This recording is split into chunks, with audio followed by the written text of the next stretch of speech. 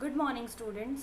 So today we will start with climate. Like climate क्या होता है, तो जब कोई भी पर्टिकुलर वेदर 25 या उससे ज़्यादा ईयर्स तक रहे तो that will be a climate. Like हम लोग बोल सकते हैं कि माउंटेनियस एरिया का क्लाइमेट कैसा होता है, ठंडा होता है, क्योंकि वहाँ पे यूजुअली पहले से ठंडा ही है। अगर हम साउथ में जाएंगे हमें वहाँ पर गर्मी दिखाई देगी, तो वो क्या है, उसका क्लाइमेट है। यानी क्लाइमेट वो चीज़ होती है जो 25 ईयर्स तक ज़्यादा से ज़्यादा या उससे ज़्यादा साल तक रहे, तो that is known as climate. तो मीटरोलॉजिस्ट है, वो अपना वेदर डेली रिकॉर्ड करते हैं and the records of the weather have been preserve for the past several decades. और वो सालों से उस रिकॉर्ड को अपने पास संभाल के रखते आ रहे हैं। This help us to determine the weather pattern at a place. अगर उन्होंने वो रिकॉर्ड संभाल के रखे हैं तो उसके हेल्प से हम क्या कर सकते हैं, कोई भी जगह का वेदर पैटर्न कैसा है तो वो हम बता सकते हैं। The average weather pattern that taken over a long time से 25 years is called the climate of a place. अगर कोई भी वेदर पैटर्न 25 ईयर्स तक या 50 ईयर्स तक मैक्सिमम रहता है तो वो वहाँ का क्लाइमेट होता है। If we find that the temperature of a place is high most of the time, then we can say that the climate of the place is hot. अगर कोई जगह का टेम्परेचर हमेशा ज़्यादा रहता है, हमेशा हाई रहेगा, तो वहाँ का हम क्या बोलेंगे उसे, कि उधर का जो क्लाइमेट है वो हॉट है। अगर कहीं पे बहुत ज़्यादा बारिश हो रही है तो वहाँ पर का क्लाइमेट कैसा होगा, मॉइस्ट रहेगा, यानी वो रेनफॉल एरिया बन जाएगा। Then we can say that the climate of the place is hot and wet. और जिस जगह पर ज़्यादा रेनफॉल भी होता है और ज़्यादा धूप भी रहती है, गर्मी भी रहती है, तो that place will be hot and wet. So in climate 7.2 and 7.3 we have given the climatic condition at two places in India. 7.2 और 7.3 ये दोनों टेबल हमें दिए गए हैं और ये दोनों डिफरेंट क्लाइमेटिक कंडीशन से बिलोंग करते हैं। The mean temperature for the given month is found in 2 steps. जो मीन टेम्परेचर है वो हमें 2 स्टेप में मिलेगा। Like first we find the average of the temperature recorded during the month, यानी पूरे मंथ का जो एवरेज टेम्परेचर निकला है वो हमें दिखाया गया है। और second we calculate the average of such average temperature over many years. और बहुत सालों तक वो एवरेज टेम्परेचर जो रिकॉर्ड करके रखा गया है तो वो हमें बताया है यहाँ पर। That gives the mean temperature. The 2 places are, ये दोनों प्लेसेस कौन सी हैं, श्रीनगर जो जम्मू कश्मीर में है और तिरुवनंतपुरम जो केरला में है। So as we can see over here that table 7.2 is given for the Srinagar, that is Jammu and Kashmir. अब जम्मू एंड कश्मीर का जो टेम्परेचर है वो मोस्टली कोल्ड रहता है, तो ये तो हमको पता ही है। अब उसमें पूरे ईयर का हमें बताया गया है, like mean temperature in degree Celsius, daily का जो मिनिमम होता है वो और डेली का मैक्सिमम, ये पूरे मंथ का एवरेज है। एंड उसका टोटल रेनफॉल कितना होता है तो वो भी बताया गया। लाइक जनवरी में -2.3, यानी इस टाइम पे क्या होगा, वहाँ पे स्नोफॉल होगा। और डेली का जो मैक्सिमम होता हो जैन के पूरे मंथ में, दैट इज़ 4.7। और वहाँ पे उस टाइम पे वो रेनफॉल नहीं होगा, वो स्नो गिरेगा उस टाइम पे, तो वो हम स्नोफॉल में काउंट करेंगे, दैट इज़ 57 mm।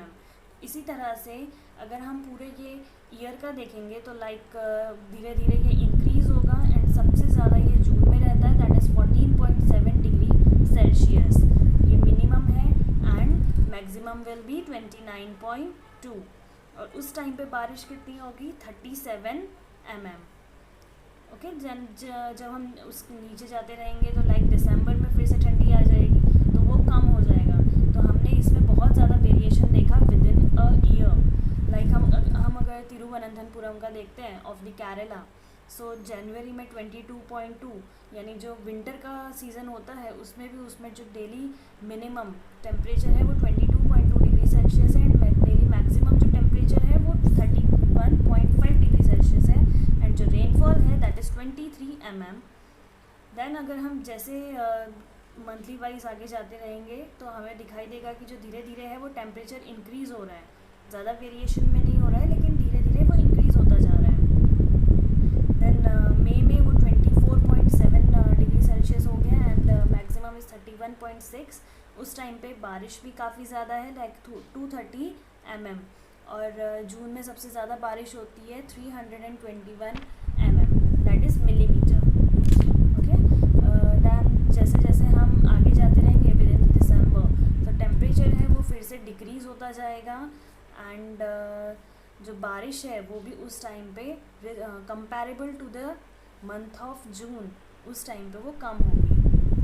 ओके, सो आप लोगों को ये दोनों टेबल के बीच का जो डिफरेंस है वो पता चल गया होगा कि एक साइड अगर हम श्रीनगर को देखते हैं तो that is the most coldest area है, तिरुवनंतपुरम, तो वहाँ पे बारिश भी उतनी होती है और गर्मी भी होती है। तो दोनों साइड से अगर हम इनके टेम्परेचर को देखें तो हमें बहुत ज़्यादा वेरिएशन दिखाई देगा। So by looking at table 7.2 and 7.3 we can easily see the difference in the climate of Jammu and Kashmir and Kerala। दोनों टेबल को देख के हमें जो डिफरेंस था वो तो पता ही चल गया। Like we can see that Kerala is very hot and wet in comparison to Jammu and Kashmir। अगर हम जम्मू एंड कश्मीर से कंपेयर करेंगे तो Kerala is the hot and wet region which has a moderately hot and wet climate for the part of the year. पूरे year में वहाँ पर hot और वेट क्लाइमेट रहता है। So similar data for the western region of India, अगर हम western region of India में जाते हैं that is for example Rajasthan, will show that the temperature is high during most part of the year. अब हमें तो पता ही है कि राजस्थान में थार डेजर्ट है, it is one of the desert of the India. So वहाँ पर बारिश ना के बराबर होती है, गर्मी बहुत ज़्यादा होती है, तो उस जगह पे जो टेम्परेचर है वो बहुत ज़्यादा हाई रहता है। बट ड्यूरिंग विंटर, लेकिन विंटर के टाइम पे which last only for a few month the temperature is quite low. So अगर हम जाएंगे विंटर के टाइम पे तो वहाँ का जो टेम्परेचर है वो बहुत ज़्यादा कम हो जाता है। So this region receives very little rainfall, बारिश भी बहुत कम होती है यहाँ पे। टिपिकल डेजर्टिक क्लाइमेट है यहाँ का, हॉट और ड्राई है, गर्मी भी होती है और बारिश भी नहीं होती है, that's why that region is hot and dry. The north eastern India receive rain for a major part of the year. अगर हम नॉर्थ ईस्ट में जाते हैं, लाइक जो मेघालय असम का पार्ट है, वो रीजन में अगर हम जाएंगे तो वहाँ पर मोस्ट ऑफ टाइम पे रेनफॉल होता रहता है। Therefore we can say that the climate of the north east is wet। इसीलिए हम बोलेंगे कि जो नॉर्थ ईस्ट का क्लाइमेट है वो वेट है। सो आई होप कि आपको थोड़ा क्लाइमेट और वेदर के बीच में क्या डिफरेंस होता है, क्या उनके बीच में किस तरह से वो पार्ट टू पार्ट यानी एक रीजन से दूसरी रीजन में वेरिएशन बताता है, तो वो समझ में आ गया होगा। Now climate and adaptation. Climate हर एक जगह का अलग अलग होगा और उसके अकॉर्डिंग वहाँ पर जो एनिमल्स रह रहे हैं या फिर जो ह्यूमन बींग्स वहाँ पर सर्वाइव कर रहे हैं तो उन्होंने अपने आप को किस तरह से वहाँ उस रीजन पे अडेप्ट करके रखा हुआ है। तो we will study this. Like climate has a profound effect on all living organism. Climate हमारे जो लिविंग ऑर्गेनिज्म है, कोई भी लिविंग ऑर्गेनिज्म, उनके ऊपर बहुत बड़ा इफ़ेक्ट देता है। Animals are adapted to survive in the condition in which they live. Animals तो पहले से ही अडेप्ट होते हैं कि जो कंडीशन में वो रहते हैं वो जगह का क्लाइमेट वो अडेप्ट कर लेते हैं। So animals living in a very cold and hot climate must possess special features to protect themselves against the extreme cold और हीट। और ऐसे एनिमल्स जो या तो बहुत ज़्यादा कोल्ड क्लाइमेटिक एरिया में रह रहे हैं और बहुत ज़्यादा हॉट क्लाइमेटिक एरिया में रह रहे हैं, तो उनके पास ऐसे कुछ फीचर्स होते हैं जिसकी वजह से वो एक्सट्रीम कोल्ड या हीट उससे बच पाए। अगर उनके पास वो फीचर्स नहीं होंगे तो वो उस क्लाइमेट में अडेप्ट नहीं कर पाएंगे। So recall from chapter 9 of your class 6 science book the definition of adaptation. हमने अडेप्टेशन के बारे में क्लास 6 में पढ़ा था। लाइक अडेप्टेशन क्या होता है, तो कहीं पे भी अगर हम रह रहे हैं, फॉर एग्जांपल जो पोलार बियर है वो नॉर्थ एरिया में रहता है। क्यों रहता है? बिकॉज उसके पास फर है, उसकी बॉडी बहुत ज़्यादा थिक होती है, तो वो उस क्लाइमेट में अडेप्ट हो चुका है। अगर उसे हम यहाँ पर लेकर आएंगे कि समर एरिया में या जहाँ पे बहुत ज़्यादा हॉट होता है, तो वो वहाँ पे सर्वाइव नहीं कर पाएगा।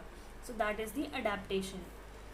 Features and habits that help animal to adapt to their surrounding are a result of the process of evolution. और जिस तरह से वो अपना फीचर्स, अपने हैबिट्स को चेंज करते हैं, वो एनिमल को हेल्प करता है टू अडेप्ट देयर सराउंडिंग, अपने आसपास जो भी हो रहा है उसे अडेप्ट करने के लिए।